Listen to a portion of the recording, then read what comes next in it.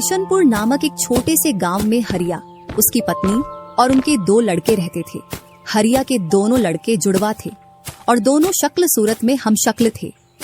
जो कोई भी व्यक्ति उनको देखता तो वो पहचान नहीं पाता कौन रामू कौन राजू है इन दोनों में से। एक शाम हरिया अपनी पत्नी से बोलता है, अब तो बुढ़ापा आ गया और अब पहले जैसे हाथ पैर भी नहीं चलते। हाँ, अब आपकी और मेरी उम्र हो गई है, अब मुझसे भी घर का काम नहीं होता। क्यों ना रामू और राजू के लिए सुंदर लड़कियां देखकर उनकी शादी कर दी जाए। हाँ भाग्यवान, तू बोल तो सही रही है, लेकिन मुझे रामू की फिक्र है क्योंकि उसे काम में आलस आता है और वह कैसे अपना गुजारा कर पाएगा। बातें करते करते दोनों सो जाते हैं।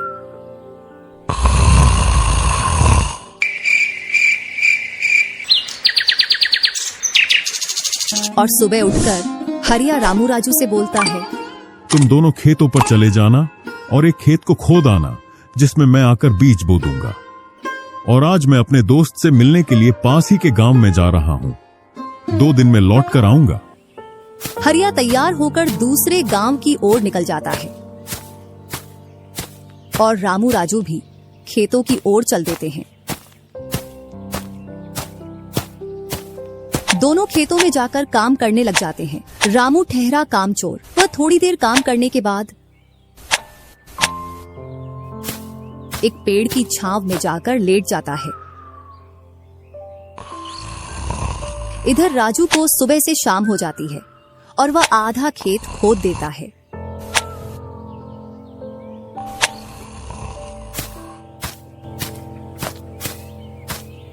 और हरिया भी अपने दोस्त के पास पहुंच जाता है। अरे भाई हरिया, कैसे आना हुआ? तुझसे मिलने की इच्छा हुई तो मिलने आ गया।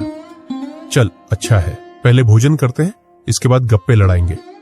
दोनों साथ में भोजन करते हैं। हाँ भाई हरिया, सुना सब कुशल मंगल? हाँ भाई, सब कुछ कुशल मंगल है। अब तो तेरे दोनों लड़के शादी के लायक हो गए होंगे। हाँ, दोनों शादी के लायक हो गए हैं और खासकर मैं तेरे पास इसीलिए आया हूँ कि कहीं दोनों लड़कों के लिए लड़कियां देख आऊं। वैसे अपनी भी 2 बेटी हैं और दोनों खूब होशियार और चंचल है। अब दोनों की भी उम्र शादी के लायक हो गई है। अगर तुझे कोई एतराज ना हो तो क्यों ना इस दोस्ती को रिश्तेदारी में बदल दी जाए। इतना सुन हरिया बड़ा खुश होता है। जब वह दोनों लड़कियों को देखता है तो दोनों बहुत ही सुंदर थीं।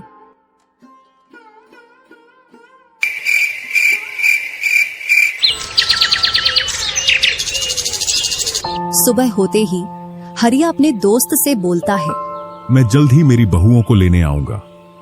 इतना बोलकर हरिया अपने गांव की ओर चल देता है। इधर रामू और राजू भी अपने खेतों पर काम करने के लिए आ जाते हैं और रामू पेड़ की छांव में जाकर सो जाता है। इधर राजू अपने काम में लगा रहता है।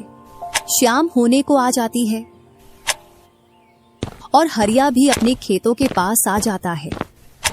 रामू की आंख खुलती है तो हरिया उसको आता हुआ दिखता है,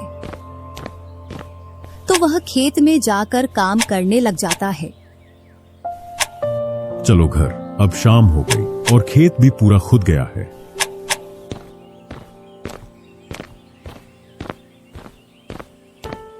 तीनों साथ में घर पहुंच जाते हैं। हरिया अपनी पत्नी और दोनों लड़कों को बताता है कि वह इन दोनों की सगाई पक्की कराया हूं।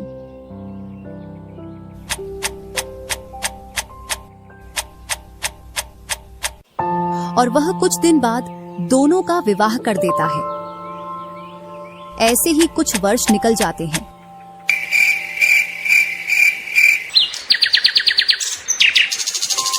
हरिया और उसकी पत्नी का स्वर्गवास हो जाता है और दोनों भाई जमीन और घर का बंटवारा कर लेते हैं।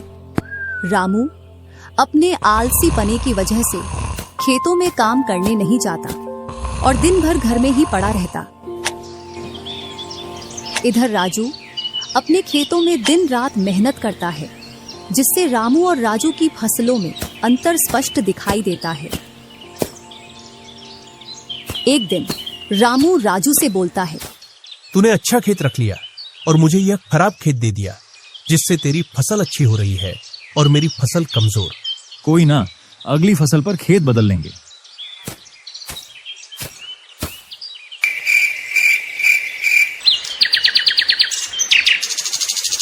अगली फसल पर रामू राजू से खेत बदल लेता है और एक खेत ज्यादा ले लेता है। फिर भी राजू खुशी खुशी उसे खेत दे देता है। राजू के हिस्से में जो खेत थे उनमें फिर से वह दिन रात मेहनत करता। इधर रामू कभी काम करता तो कभी काम नहीं करता। रामू के पास बीज खरीदने के भी पैसे नहीं थे, तो वह पैसे लेने के लिए जमींदार के यहाँ चला जाता। जमींदार जी, कुछ पैसे उधार चाहिए थे, जिससे मैं अपने खेतों के लिए बीज ले आता और फसल आने पर मैं आपको पैसे लौटा देता। क्यों नहीं भैया, लेकिन आपको 2% ब्याज देना पड़ेगा। जी जमींदार जी, मैं ब्याज दे दूंगा। जमींदार रामू को पैसे दे देता है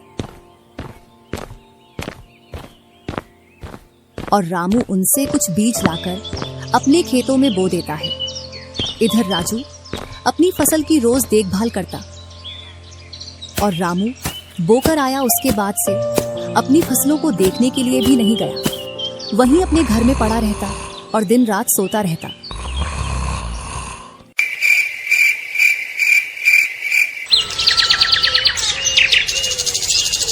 एक दिन जब फसल पकने का समय आया तो वह अपनी फसल देखने के लिए खेतों पर गया और फसल देखकर बोला, अरे इतनी कमजोर फसल! मैंने खेत बदल लिया, फिर भी लगता है मेरी ही किस्मत खराब है। जो भी जमीन में लेता हूँ उसमें अच्छी फसल होती ही नहीं है। ऐसे कहते हुए वह अपने घर आ जाता है और अपनी पत्नी से बोलता है, राजू की फसल तो अच्छी है, बस हमारी फसल ही कमजोर है। ऐसा कैसे हो सकता है? ऐसा तो होगा ही। दिन रात जो घर में पड़े रहते हो और खेतों में समय समय पर दवाई पानी नहीं दोगे तो फसल ऐसी कमजोर रहेगी। फिर बोलते हो किस्मत खराब है। किस्मत नहीं, मेहनत करनी पड़ती है। चल चल, मेरे को मत सिखा। अगर किस्मत ना हो तो कुछ भी नहीं होता। अगर मेहनत से कोई बड़ा बनता तो सबसे पहले गधा बड़ा बनता, क्योंकि उसके बराबर कोई मेहनत नहीं करता। और जो मजा जिंदगी में सोने में है वह मजा और किसी चीज में नहीं। बस इनको तो सुला दो, सोने के अलावा और कोई काम ही नहीं है।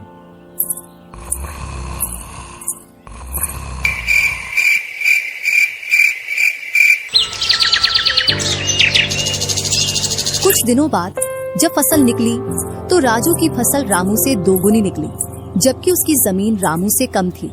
रामू फसल को देखकर बोलता है, इस फसल को बेच कर आऊं या खाने के लिए रखूं? इधर जमींदार जी को भी पैसे देने हैं। अब इतनी सी फसल से कैसे काम चलेगा पता नहीं।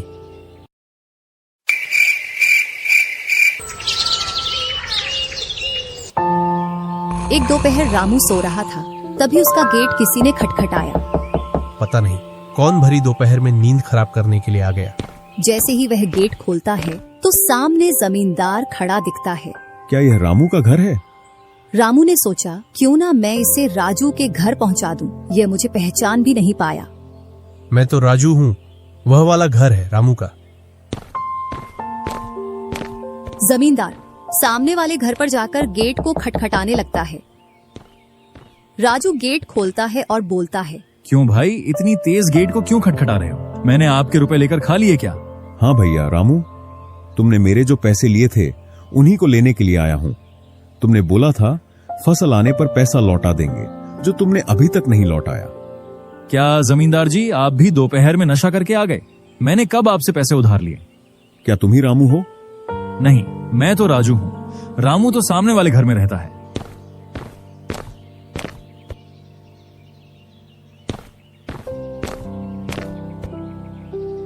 भरी दोपहरी में जमींदार का सर चकरा जाता है और वह अपने घर चला आता है और घर पहुंचकर मुनीम से बोलता है, ऐसा लगता है मुझे कि जो पैसे रामू के दिए थे वह पैसे अब लौटकर नहीं आने वाले। क्यों, ऐसा क्या हुआ जो पैसे वापस नहीं आ रहे हैं? रामू और उसका भाई दोनों हमशक्ल हैं और दोनों बोल रहे हैं कि रामू वह है, रामू वह है। और उन दोनों ने दोपहर भर मुझे इस घर से उसे घर दौड़ाया। जमींदार जी, पैसे निकालने की मेरे पास एक स्कीम है। बोलो कौन सी स्कीम है? मुनीम जमींदार जी के कान में पूरी स्कीम बताता है।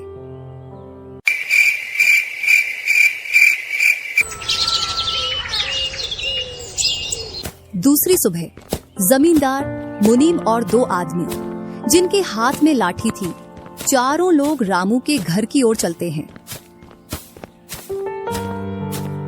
जैसे ही रामू के घर के पास पहुंचते हैं तो जमींदार और दोनों लोग थोड़ी दूर रुक जाते हैं। अरे रामू भैया, बाहर निकलो, मैं पास ही के गांव से आया हूँ। जरूर जमींदार होगा, मैं आज गेट खोलूंगा ही नहीं। मैं तुम्हारी ससुराल से आया हूँ। तुम्हारे ससुर साहब ने तुम्हारे लिए कुछ रुपए और कुछ आभूषण भेजे हैं, क्योंकि बुढ़ापे की वजह से उनसे यहाँ तक आने की नहीं बन पा रही थी, इस वजह से उन्होंने मुझे भेजा है। इतना सुन रामू के मन में लालच आ जाता है और वे फटाक से गेट खोल देता है। कहाँ है पैसे और धन? क्या तुम्हारा ही नाम रामू है? हाँ, मेरा ही नाम रामू है। कहाँ है धन? यही पास में रखा है, चलो दोनों उठा लाते हैं। वह मुनीम के साथ चल देता। थोड़ी दूर चलने के बाद मुनीम जमींदार जी को बुला लेता है। जमींदार और दोनों लोग रामू के पास आ जाते हैं। लाओ मेरे पैसे लौटाओ, ब्याज समेत। मैंने आपसे पैसे नहीं लिए। ये ऐसे नहीं मानेगा। अब तुम दोनों के हवाले करता हूँ, तुम चाहे जैसे इससे पैसे निकालो।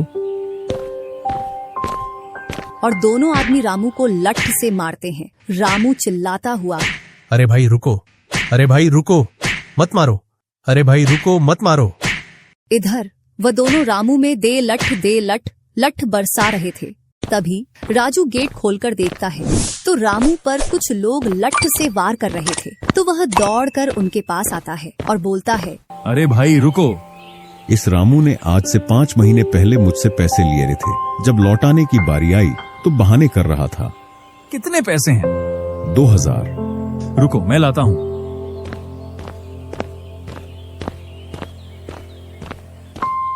राजू रुपए लाकर जमींदार को देता है और जमींदार और उसके साथी वहां से चले जाते हैं। इधर रामू भी अपने घर में चला जाता है और राजू भी।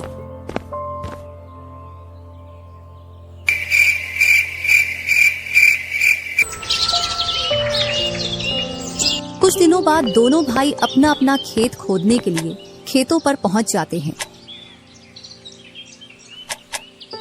इधर खेत खोदते खोदते राजू दौड़ते हुए रामू के पास आता है और बोलता है, देखो मुझे खेत में क्या मिला है। राजू के हाथ में हीरा देखकर रामू के मन में लालच आ जाता है और वह मन ही मन सोचता है, इसके खेत में तो और भी हीरा हो सकते हैं। क्यों ना मैं इसको मेरा वाला खेत दे दूं और इसका खेत में रख लूं, जिससे मेरे पास भी बहुत सारे हीरे हो जाएंगे। मैं क्या बोल रहा था, क्यों ना तू मेरे वाले खेत पर फसल कर ले और मैं तेरे वाले पर। इतने दिनों से तू कम जगह पर कर रहा था। और रामू राजू वाले हिस्से को खोदने लग जाता है।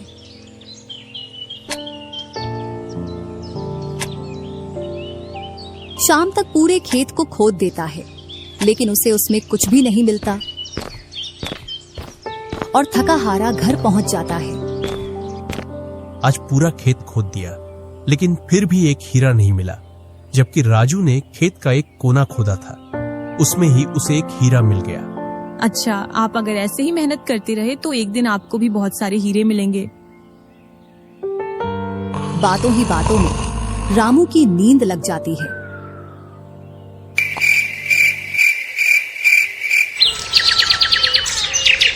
और जब सुबह होती है तब वह बोलता है, आज जैसी नींद मुझे कभी नहीं आई।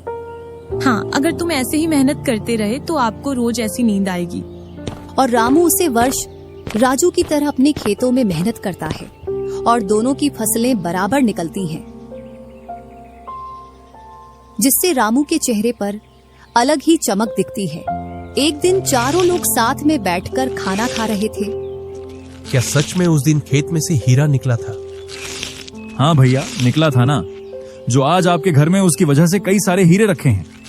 इतने में ही रामू की पत्नी बोलती है, वह तो नकली था, आपसे काम करवाने के लिए।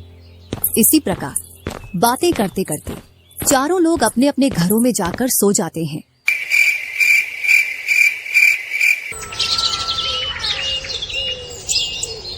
सुबह होते ही तुम दोनों को राजा साहब ने राजमहल बुलाया है। वह दोनों भाई सेनापति के साथ चल देते हैं। अब पता नहीं कौन सी आपदा आ गई। कुछ नहीं, कुछ अच्छा काम होगा, तभी तो हमें बुलाया है। दोनों राजा के पास पहुंच जाते हैं। हमने सुना है इस वर्ष तुम्हारी फसल सबसे अच्छी निकली है और आपने इस बार सबसे ज्यादा राजकोष में कर दिया है। इसी का आप दोनों को इनाम दिया जाता है।